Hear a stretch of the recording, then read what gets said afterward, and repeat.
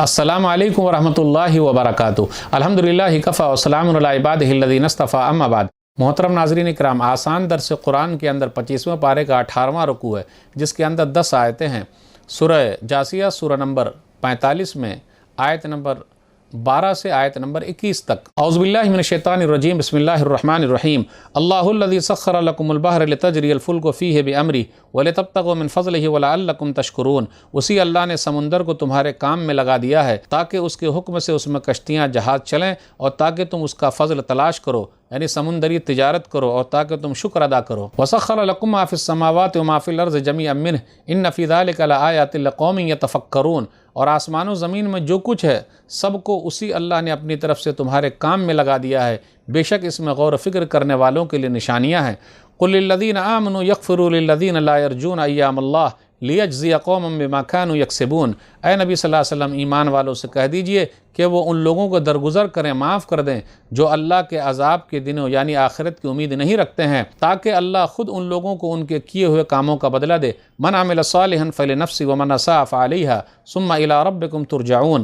جو بھی نیکی کرتا ہے وہ اپنے فائدے کے لیے کرتا ہے، اور جو برائی کرتا ہے تو وہ اپنا ہی نقصان کرتا ہے، پھر تم سب اپنے رب کے پاس لوٹائے جاؤ گے۔ وَلَقَدْ آتَيْنَا بَنِي إِسْرَائِيلَ الْكِتَابَ وَالْحُكْمَ وَالنُّبُوَّةَ وَرَزَقْنَاهُم مِّنَ الطَّيِّبَاتِ وَفَضَّلْنَاهُمْ عَلَى الْعَالَمِينَ۔ اور ہم نے بنی اسرائیل یعقوب علیہ السلام کی اولاد یہود کو کتاب، تورات، حکومت اور نبوت دی تھی، اور انہیں پاکیزہ روزیاں دی تھی، اور بنی اسرائیل کو ان کے زمانے کے دنیا جہان کے لوگوں پر فضیلت یعنی فوقیت دی تھی۔ وَآتَيْنَاهُمْ بَيِّنَاتٍ مِّنَ الْأَمْرِ فَمَا اخْتَلَفُوا إِلَّا مِن بَعْدِ مَا جَاءَهُمُ الْعِلْمُ بَغْيًا بَيْنَهُمْ إِنَّ رَبَّكَ يَقْضِي بَيْنَهُمْ يَوْمَ الْقِيَامَةِ فِيمَا كَانُوا فِيهِ يَخْتَلِفُونَ۔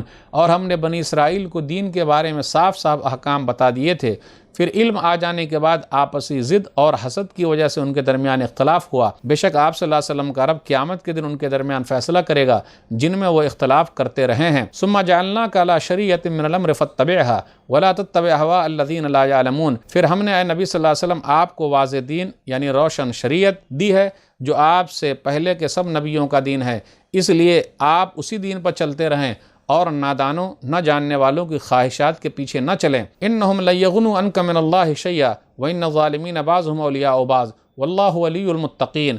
بے شک نادان لوگ اللہ کے مقابلے میں آپ صلی اللہ علیہ وسلم کے کچھ بھی کام نہیں آئیں گے، اور بے شک ظالم انکار کرنے والے لوگ آپس میں ایک دوسرے کے دوست اور مددگار ہیں، اور اللہ نیک لوگوں، ڈرنے والوں، گناہوں سے بچنے والوں کا دوست ہے۔ ھذا بصائر للناس وہدی ورحمۃ لقوم یوقنون۔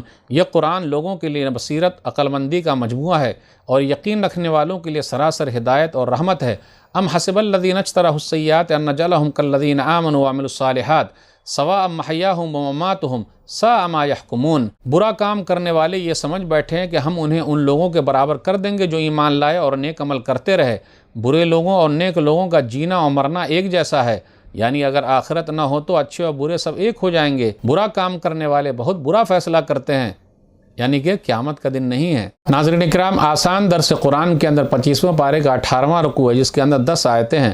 سورہ جاثیہ سورہ نمبر 45 میں آیت نمبر 12 سے آیت نمبر 21 تک۔ آیت نمبر 12 پر غور کیجئے، اللہ تعالیٰ کی نعمتوں کا ذکر ہے کہ اللہ نے سمندر کو ماتحت کر دیا ہے تاکہ لوگ اللہ کے فضل کو تلاش کریں۔ مچھلی بھی ہے، زیورات بھی ہیں، موتی بھی ہے، موگرے بھی ہیں۔ سمندر میں تجارت کے لیے لوگ کشتیاں لے جا رہے ہیں، جہاز لے جا رہے ہیں۔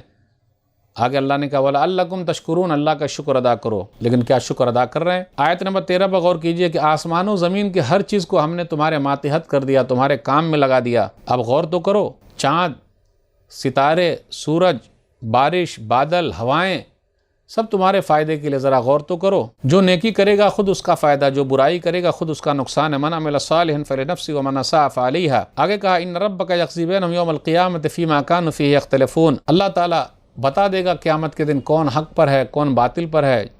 جو توحید والے ہیں وہ حق پر ہے، وہ جنت میں جائیں گے۔ جو باطل ہیں، جو توحید پر نہیں ہیں، ایک اللہ کو نہیں مانتے، نبی صلی اللہ علیہ وسلم کی شریعت کو نہیں مانتے، وہ جہنم میں جانے والے ہیں۔ پھر آگے کہا اللہ متقیوں کا، نیک لوگوں کا ولی ہے، دوست ہے، واللہ ولی المتقین۔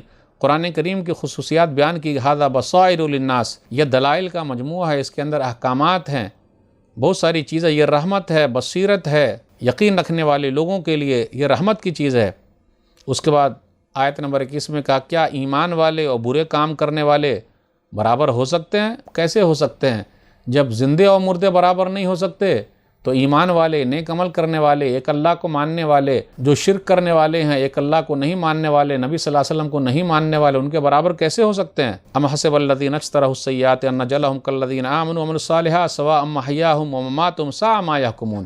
برا فیصلہ لوگوں کا، کہتے سب برابر ہے، ایسا تھوڑا نہ ہوگا۔ اللہ نے دنیا کو بنایا ہے، لوگوں کو امتحان میں رکھا ہے، چھوٹ دے دی ہے، آزادی دی ہے، آزادی کا صحیح استعمال کیا جنت میں جائے گا، غلط استعمال کیا جہنم میں جائے گا۔ تو ناظرین کرام، آج کے درس میں بس اتنا ہی۔ اللہ تعالیٰ سے دعا ہے کہ اللہ تعالیٰ ہم لوگ قرآن کریم کو پڑھنے، پڑھانے، سمجھنے، سمجھانے، عمل کرنے اور لوگوں تک پہنچانے کی توفیق دے، آمین۔ والسلام علیکم ورحمۃ اللہ وبرکاتہ۔